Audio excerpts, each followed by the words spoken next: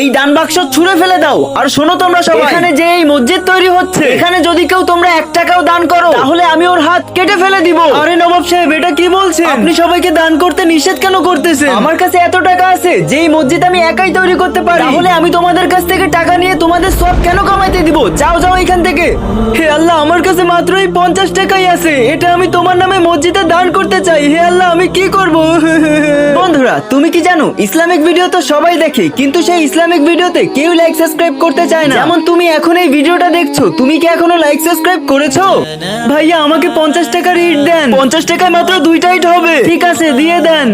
توكل بجد بعزم فصيح فإني علمت আরে নবাব সাহেব, আপনি আবার কবে থেকে মসজিদের জন্য টাকা উঠাতে লাগলেন? বাবা, আসলে خبيث আরে এটা কি? এই গরিব বাচ্চাটা এত বড় বাড়ি কিভাবে বানালো?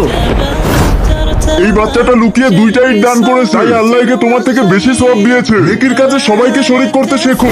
বন্ধুরা, কমেন্ট বক্সে অবশ্যই আমিন লিখে যাবে।